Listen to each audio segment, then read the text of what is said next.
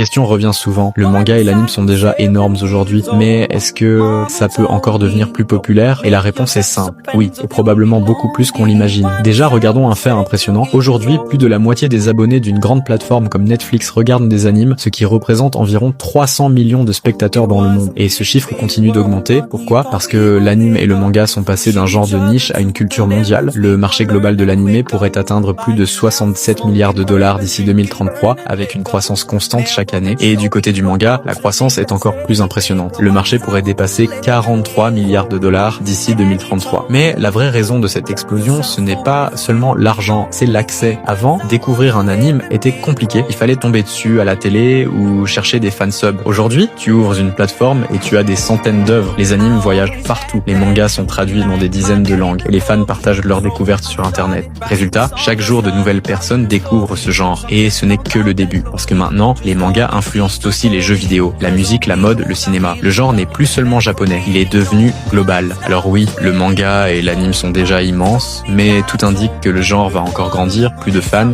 plus de créateurs, plus d'histoires. Et peut-être que dans quelques années, on regardera aujourd'hui comme l'époque où le manga et l'anime commençaient seulement à devenir un phénomène mondial.